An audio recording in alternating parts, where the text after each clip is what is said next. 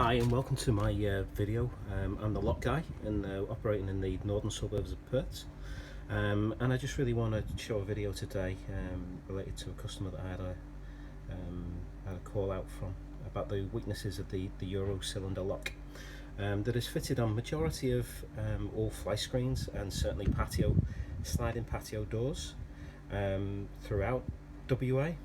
They have this particular lock here, which is inherent in the design in the doors.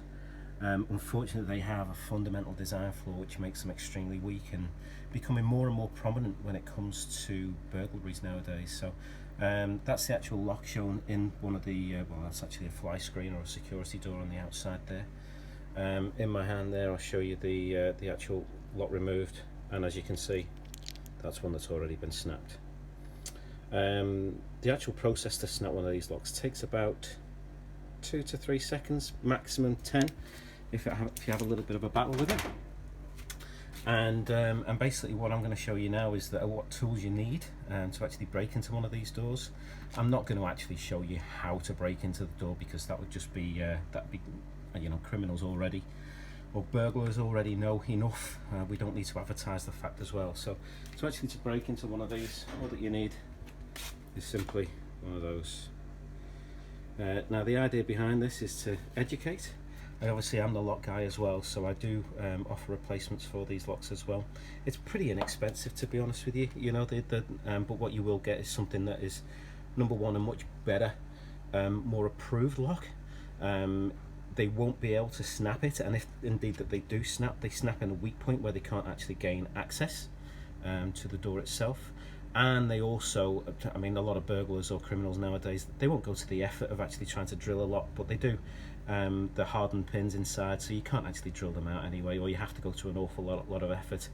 And as for picking locks, well, when you can snap a lock, why would you bother picking them? But the replacements that I provide are all, like I say, they're anti-bump, anti-snap, they're hardened pins, and they're anti-pick as well. So I'm not saying that that it'll stop completely somebody getting into your home, because let's face it, if they want to get into your home, they'll just smash a window or find an alternative.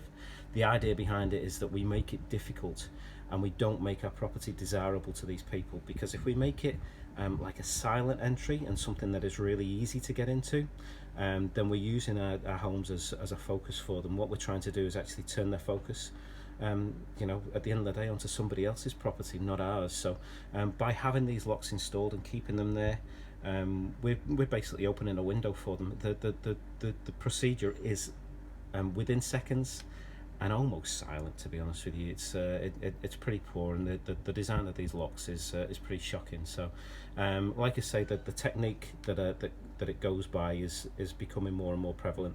And like I say, to actually bypass one of these locks, all it takes is a set of mole grips and then a small, like an electrician screwdriver type of thing, to get inside the mechanism, and somebody's straight inside your house. Now you're going to say to yourself, well, I've got an alarm, that's not going to be a problem, it's linked to the police. Well, on average, to ransack somebody's home, it takes a decent burglar 3.5 minutes. So if you imagine that if you actually let somebody into your house, they've got 3.5 minutes to get what they want. They won't take your TVs and all the big stuff nowadays. They'll go upstairs for your jewelry boxes, for your smaller items of high value, and that's what they'll be taking. So they've got 3.5 minutes on average to ransack your home. So the idea is to actually make it a little bit more difficult for these people to actually get past the security on the outside. Forget about the alarm systems, because they are a deterrent. But at the end of the day, if they want something out of your home and they can find it easy to get into there, then that's what they'll do. Smashing a window they won't want to do, because the neighbours might hear them and call the police immediately. Whereas if they can get into a door pretty much silently, then that's exactly what they're going to do. I've taken the screws out of the lock just because I don't want to damage the door. What a burglar would do is just take the one screw out the outside, or just prise it off. Those locks are not made of any sort of substantial material, and they'll just snap off really easily. So the cover just comes off nice and easily, he says. And then, like I say, all that you need to actually get into these locks, set of mole grips.